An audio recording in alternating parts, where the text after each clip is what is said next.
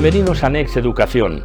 Tenemos la oportunidad de dialogar con Miguel Jaramillo Luján, importante consultor político en América Latina y desde luego también un ponente, un docente en Next Educación. Queremos ver desde una orilla del Atlántico y desde la otra, mirando el mundo, saber qué pasa, saber dónde estamos en un año 2024 que viene cargado de acontecimientos y cargado de elecciones. Miguel, ¿cómo estás? Bienvenido a Next Educación. Manuel, de verdad un gusto poderte saludar a ti, a todo el equipo de Next Educación acá en Madrid. Un verdadero placer estar aquí en contacto para hablar de todos estos temas trascendentales para el mundo entero. Mira, este año en el mundo hay, o está prevista 73, en 73 de ellos hay elecciones. Casi la mitad de la población mundial está llamada a las urnas. Es verdad que en algunos lugares como Ucrania están en guerra y no sé si podrán celebrarla. En otros lugares también tiene una situación difícil, por ejemplo en Mali, ¿no?, con un golpe de Estado, en Burkina Faso, en África, ¿no? Pero es que hay elecciones en la Unión Europea, el 9 de junio. Es que hay elecciones en los Estados Unidos. Y como decía nuestro admirado Manuel Vázquez Montalbán, en las elecciones americanas tendríamos que votar todos, porque lo que decidan allá influye en Colombia, influye desde luego en Europa, influye en España, en cualquier lugar, y por cierto hay elecciones también en Panamá, hay elecciones también en República Dominicana, hay elecciones en México el 2 de junio, tú lo sabes bien porque tú participas incluso en algunas campañas electorales. Momento trascendental, pocas veces coincide tantas elecciones en el mismo año. Manuel, es verdad lo que tú dices y no necesariamente tantas elecciones significa mucha democracia fortalecida, no solo en América, en África, en Europa. Hoy el hecho de que haya procesos electorales no significa que haya respeto a la diferencia, ni que haya pesos y contrapesos, o que haya, digamos, un sistema democrático como tal, que entre otras cosas en buena parte del mundo esto se está replanteando, no solamente en América Latina, sino en el resto del globo. Muchos de las nuevas generaciones en diferentes investigaciones hoy hablan de que prefieren sistemas incluso más autoritarios, de que quieren retornar a sistemas parlamentarios, de que quieren otras alternativas distintas a la democracia como la hemos conocido desde el Estado liberal en las nuevas épocas. Entonces sí, el mundo hoy está sumergido en diferentes procesos electorales. Y frente al proceso de Estados Unidos, pues recordemos que se trata de un proceso que se caracteriza por unas elecciones primarias y efectivamente por lo que significa hoy esa gran potencia mundial norteamericana para todo el planeta, pues es un tema de gran incidencia para todas las latitudes y que hoy está incluso inmerso y caracterizado por unas situaciones judiciales que envuelven al expresidente y otra vez candidato Donald Trump, y también por el estado de salud y por muchas dificultades que está teniendo el actual presidente Joe Biden, quien se anuncia será candidato. Sí, iremos al fondo de esa conversación tan sugerente que nos planteas sobre la calidad de la democracia. Es cierto, el hecho, como dices, que haya elecciones no quiere decir que haya calidad democrática. Es verdad, y hay mucha gente incluso pidiendo soluciones duras, camino del autoritarismo, pero nos detenemos en Estados Unidos, que acabas de citar. El mundo se estremece porque tenemos un presidente actualmente, Biden. Parece que el Partido Demócrata no ha conseguido tener un sustituto, no ha sido capaz de generar otro liderazgo. A la vicepresidenta Kamala Harris la han tenido escondida, ahora la quieren sacar corriendo, pero un liderazgo es muy difícil hacerlo en pocos meses, pero da la sensación de que por ese aparente envejecimiento prematuro de Biden, tenemos un presidente que está muy mal de salud, con lapsus constantemente, con despistes increíbles, y enfrente un presidente que no logra salir de los juzgados, aunque quiere ganar para precisamente detener todos los procesos judiciales. ¿Qué tensión hay en el mundo de que el país líder nos esté ofreciendo solamente esas dos alternativas tan debilitadas en última instancia en relación con la calidad democrática? Efectivamente, ahí hay un contexto donde los procesos electorales también se están librando en otras dinámicas y en otras plataformas, Manuel. Hace 10, 20 años, estos procesos se libraban únicamente en los medios de comunicación, con candidatos elegidos por los partidos y de una manera más o menos ordinaria. Esos candidatos brillaban en las plataformas políticas, en la plaza pública, en los medios de comunicación, en las reuniones de partido. Pero hoy las campañas políticas se han trasladado a otros escenarios, a los escenarios judiciales, a los escenarios de los escándalos, a los escenarios de la influencia digital, a los escenarios de las inteligencias artificiales, a los escenarios, digamos, de una lucha que es completamente fratricida y que no necesariamente lleva a la vanguardia el estudio de políticas públicas o soluciones colectivas para los grandes problemas que tienen los ciudadanos, sino que hoy acudimos más a shows donde el escándalo vende, donde la lástima vende, y eso también está permeando muchos de los procesos políticos. No más en las elecciones municipales del fin de semana pasado, donde tuvimos la oportunidad de participar, se presentaron varios de esos episodios que dieron al traste con muchos de los esfuerzos de la campaña tradicional, de la argumentación tradicional, del estudio programático que solía caracterizar las campañas. Echar una mirada a la forma como los medios tradicionales, la inteligencia artificial, el Big Data y estas nuevas tendencias están trastornando de alguna manera los comportamientos de los electores, y eso creo hoy que va a caracterizar esta elección del 2024 que se da en noviembre, y también todo el proceso de las primarias en los Estados Unidos. Descendamos un poquito más al sur, México.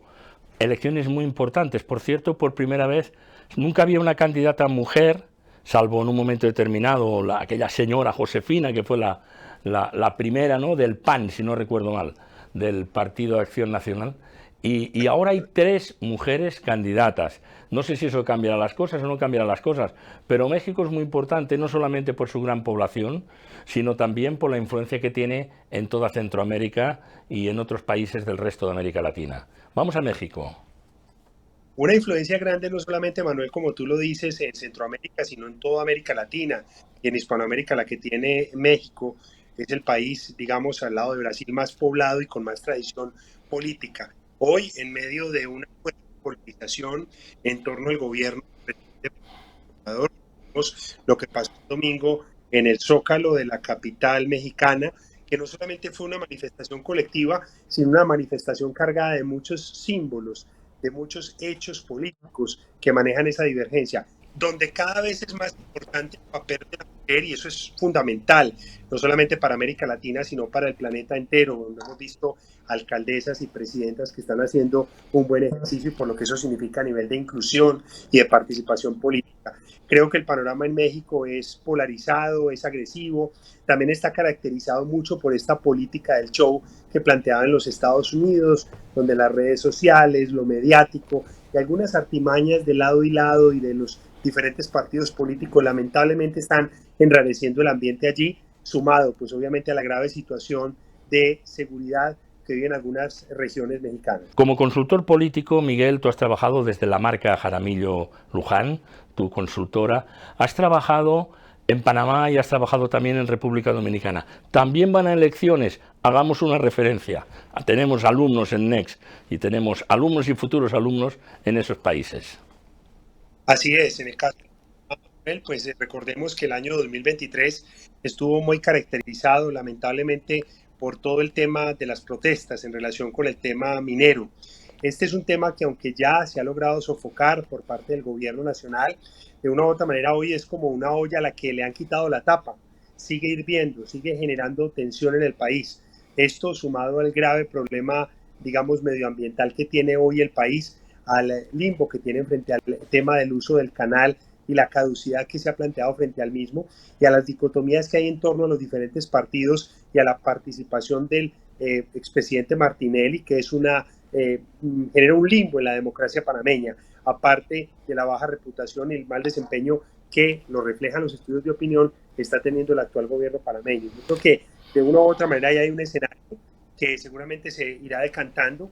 Ya estamos a 3 meses de las elecciones y donde el pueblo panameño, esperemos, salga masivamente a las urnas, aunque los estudios de opinión en Panamá y los recientemente publicados por el diario La Prensa demuestran una gran apatía, sobre todo en la capital y en los estados centrales de Panamá frente a lo electoral. En República Dominicana, el resultado de las elecciones del 18 de febrero habla de un éxito arrollador por parte del PRM, que es el partido en el gobierno.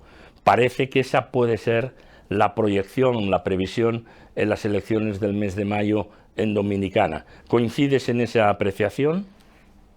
Sí, Manuel, definitivamente yo creo que el partido del actual presidente Luis Abinader hizo un trabajo de estrategia de tierra muy fuerte en diferentes regiones del país y estas municipales son un anticipo que incluso ha dado al traste con la renuncia, digamos, de un expresidente que ahora se suma a esa fuerza del presidente Luis Abinader y que llega como una planadora seguramente a repetir esa gestión. Ya la historia y el tiempo pondrá en su lugar a Luis Abinader frente a la gestión política. Fue el primer presidente elegido durante una pandemia y creo que ha logrado grandes hitos en materia de recuperación económica, turística y también medioambiental para Dominicana, a pesar de algunas áreas en gris que destacan sus opositores, creo que se va a hacer reelegir este año en Dominicana.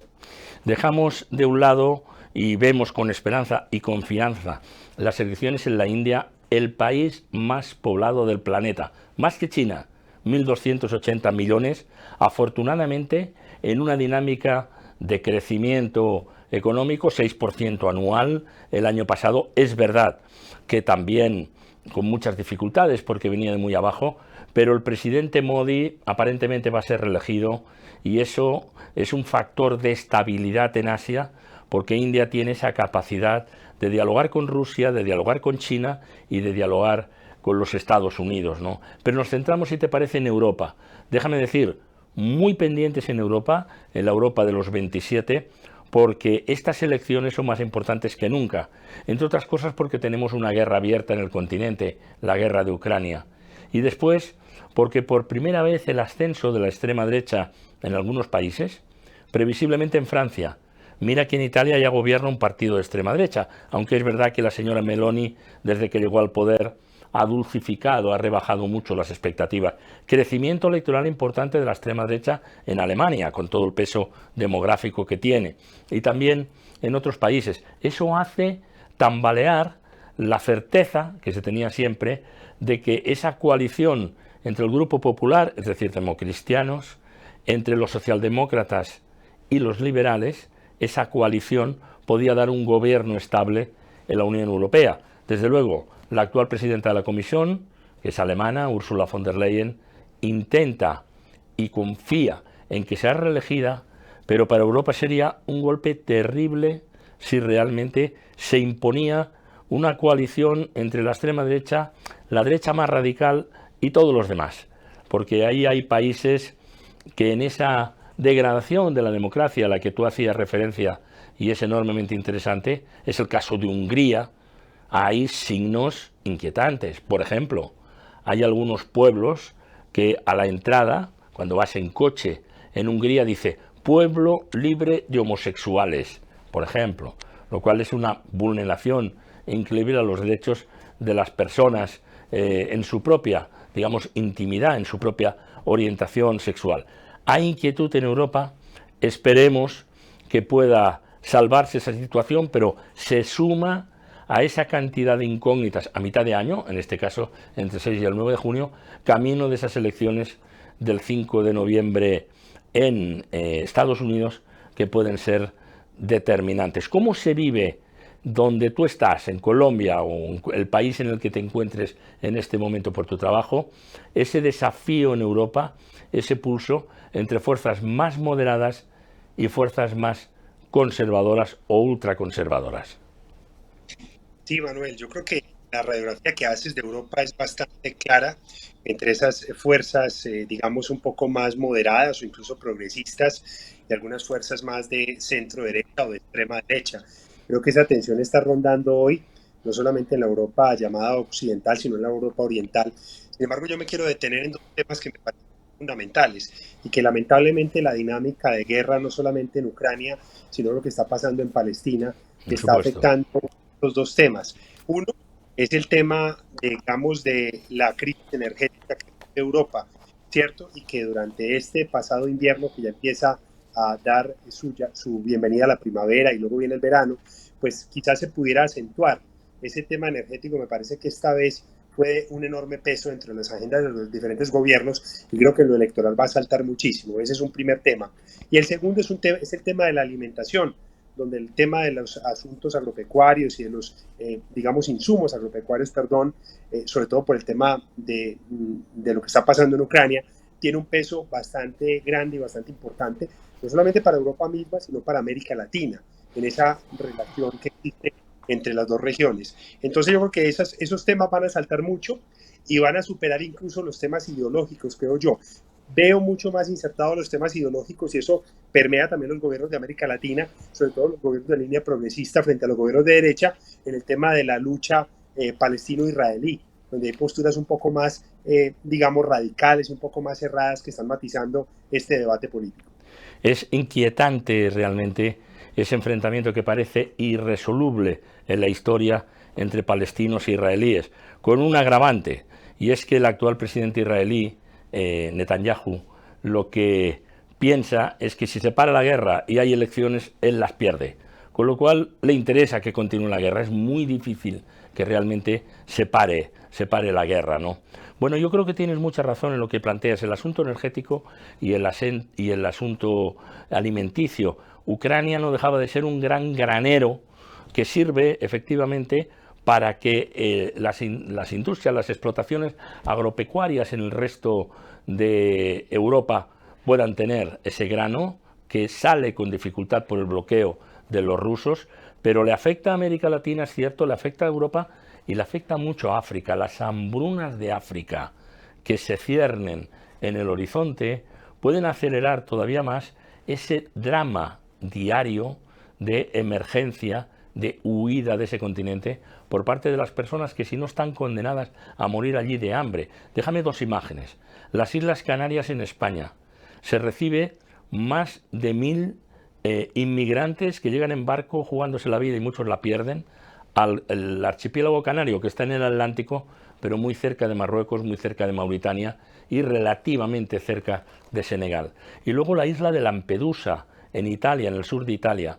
Lampedusa tiene 5000 habitantes y no todos los fines de semana, pero hace unos meses, un fin de semana, llegaron 5000 inmigrantes, tantos como la propia población. Y eso hace muy insostenible una situación que tiende a acelerarse, porque si esa hambruna, con relación a lo que decías tú de la carencia alimenticia, se da, realmente es un acelerador a la desesperada de todos esos procesos que tenemos ahí delante. No me gustaría concluir, Miguel, sin una referencia a algo que tú planteas muy claramente en tu libro de Marca y Poder, ¿no? De los nuevos liderazgos. Los nuevos liderazgos, que es muy importante, porque El Salvador es un país pequeño, pero Bukele ganó recientemente las elecciones por un 85%, seguramente, yo casi diría que al 85% dejaron de contar, porque ya no había ninguna posibilidad de dar la vuelta, por decirlo de algún modo.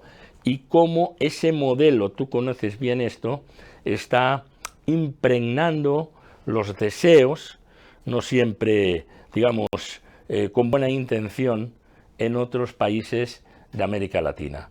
El modelo Bukele.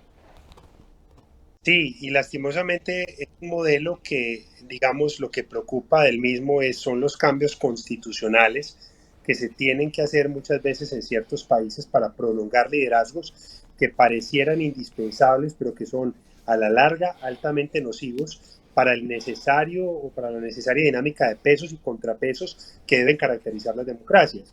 Esa es la gran preocupación, que Bukele gane con más del 85% de popularidad en su país y que tenga políticas públicas que ha acertado, se ha sintonizado con los ciudadanos, no es el tema. Lo que pasa es que la mayoría de las dictaduras o la mayoría de liderazgos, y aquí quiero citar también el de Javier Milei en Argentina, también quiero citar un poco el de Lula da Silva en Brasil, el de Gustavo Petro en Colombia, para no hablar solamente de izquierda o derecha, sino trabajar un poco, vislumbrar el punto de los nuevos liderazgos y del posicionamiento de marcas políticas desde lo perceptual en el ciudadano, que se convierten en liderazgos supuestamente indispensables, cuando desde Grecia y desde Roma lo que se ha promulgado y lo que se ha construido desde digamos, la esencia del liderazgo político es la búsqueda o la construcción de idearios desde los partidos para que pueda haber líneas de continuidad, pero con personas distintas, no siempre teniendo líderes indispensables, que yo creo que eso siempre ha sido nocivo en la historia de la humanidad. Y con esto no estoy hablando mal ni de Bukele, ni de Petro, ni de Lula da Silva, ni de Javier Milei, pero estamos hablando de marcas políticas muy sólidas, mediáticas, potentes en lo digital, pero que definitivamente a la hora de la verdad, si se trata de pasar por encima de marcos constitucionales, ahí es donde está el verdadero riesgo para las democracias. Y siguiendo lo que tú indicas en tu libro Marca Poder, hay otros liderazgos en construcción. Pienso en Ecuador, Daniel Noboa. Tiene solo 2 años por delante para sentarse, porque es una legislatura corta, es la mitad en la práctica de una legislatura habitual, con unos desafíos realmente increíbles, porque el narcotráfico se adueñó, por lo menos, de algunas provincias costeras. Pienso en Guayaquil, pienso en Esmeralda. Realmente cuando matan al candidato Villavicencio antes de las elecciones, cuando se irrumpe y se interrumpe en un canal de televisión una emisión en directo y así sucesivamente, dificulta mucho la tarea esta habitual de reordenar un país, de construir un nuevo liderazgo. Pero ¿cómo ves a Daniel Noboa en Ecuador? Manuel, yo creo que, digamos, a Daniel Noboa, al tocarle un periodo constitucional, como tú mismo le digas, tan corto, pues él ni siquiera tuvo 100 días para poder ser un gobierno. Le ha tocado bastante duro porque precisamente en menos días de la cuenta ocurrieron estos hechos que tú mismo señalas del canal de televisión y demás. Pero yo me permito explicar un poco estos conceptos porque vengo de trabajar y trabajo habitualmente con Ecuador. El tema de Ecuador no es de ahora, yo creo que el tema de Ecuador viene en la última década y ocurre por una forma en la cual el narcotráfico, mucho de él proveniente de Colombia y de México, ha permeado buena parte de los gobiernos y las estructuras del Estado en diferentes regiones de Ecuador, en diferentes provincias como las que tú señalas, donde lamentablemente hay prácticamente unas dinámicas paralelas de ilegalidad a las cuales el Estado, donde el Estado nacional, el Estado de las prefecturas y el Estado de los cantones debe retomar de alguna manera ese control, porque lamentablemente hay un control sobre los alimentos, sobre el transporte, sobre las decisiones que toman muchos de los gobiernos locales, donde la ausencia del Estado Nacional ha sido reemplazada por ellos y hay una especie de dinámica y de costumbre por parte de los ciudadanos. Creo que ese es el principal reto que tiene el presidente Noboa, pero mira, por ejemplo, en este momento ya empezó la campaña presidencial en Ecuador. Ya la fiscal dijo no se va a lanzar, pero hay como 7, 8 candidatos que ya están empezando a hacer proceso. Igualmente los legisladores ni siquiera han tenido tiempo porque también van a elecciones en el 25 y el tiempo corre y eso impide que un gobierno realmente se pueda consolidar y prácticamente podemos hablar hoy de un presidente Noboa que está en campaña. No hablar de Ecuador, perdón, por no hablar de Guatemala, donde en la toma de posesión del nuevo presidente, el presidente de un partido nuevo, de Semilla, tuvo que retrasarse 10 horas en el Parlamento por un pulso que mantenía la Fiscalía, que quería anular en aquel mismo momento la legitimidad de su partido e impedir la elección. Tuve la oportunidad de conversar con una persona muy relevante del grupo de representantes políticos españoles que asistieron a esa toma de posesión. Y me decían, aquello era como un pulso. Es como si los fiscales tuvieran a un teléfono la embajada americana presionando para que se respetara la legalidad y al otro los narcotraficantes insistiendo en que debían vulnerarla. Por fin salió, va adelante Guatemala, pero qué tristeza también que después de ese esfuerzo ciudadano tan grande por normalizar un país se encuentre con la emergencia de esos poderes del narcotraficante, de narcotraficantes expresados en cualquier fórmula y tratando de interferir en las instituciones democráticas de un país, bien sean de los gobiernos, de los parlamentos o de la justicia. Conoces bien Guatemala también. Sí, señor, por supuesto. Estuvimos en las elecciones el año pasado y vivimos de primera mano todo esto que explicas, Manuel, pero creo que el gran resumen frente a la realidad del es, digamos, la realidad de un país que todavía no ha sanado un montón de heridas de la posguerra, ¿cierto? Que no ha sanado un montón de heridas de la guerra civil que vivió hace no menos de 30 años y que en medio de esas coyunturas de poder que ha tenido en los últimos años, ha tenido una hegemonía entre la centro derecha y entre una permeabilidad del narcotráfico muy fuerte, incluso con una legitimidad absoluta de la figura del narcotraficante en algunas regiones de Guatemala, lo cual reconocen abiertamente y frente a la cual hay que, digamos, tomará mucho tiempo poder lograr esto, que es muy similar a la problemática que está viviendo Ecuador y también muy similar a lo que vivió en los años 80 y 90 Colombia, de lo cual ya se ha ido avanzando. Ojalá que el gobierno de Bernardo Arévalo pueda transitar en el tiempo, que se puedan hacer mucha la realidad estas promesas que se han hecho en el gobierno y que fueron premiadas en su mayoría por los ciudadanos vía el partido Semilla, que también llena mucho de esperanza ese reverdecimiento de algunos partidos de manera legítima. Nadie tenía en las encuestas Arévalo, pero finalmente se hizo elegir y pues obviamente hoy es menester que pueda trabajar con todos los alcaldes, los 250 alcaldes guatemaltecos y con todas las ramas del poder público. Para mí, de Luján, que hayamos podido tener esta conversación y, si te parece, nos emplazamos a mantenerla de una forma periódica a lo largo de este curso escolar, a lo largo de este año tan decisivo en la historia del mundo, porque hay veces que la historia parece detenerse o que parece ir más lenta y, sin embargo, en este momento estamos en un proceso muy tensionado por la guerra que hemos dicho de Ucrania, invasión de Rusia, por la guerra que hemos citado en la Franja de Gaza, pero no nos olvidemos que en el mundo hay más de 50 guerras abiertas. El 13% de la población mundial, de algún modo, está relacionado con esas guerras o con guerras internas, que son las dictaduras. De todo eso hemos conversado y debemos seguir conversando para que, a través de Next Educación, tengamos un análisis puntual de por dónde va el mundo y cómo vamos construyendo algunos espacios para resistir mejor estos embates que sufre la democracia en todos los continentes. Muchas gracias, Miguel, un placer siempre dialogar contigo. Manuel, muchas gracias a ti y a Nes por propiciar estos espacios de formación, de pedagogía hacia los ciudadanos sobre las dinámicas que vivimos diariamente en la política y encantado siempre de acompañarnos desde la labor docente y en estas tertulias tan interesantes. Hasta pronto, continuaremos. Felicidades.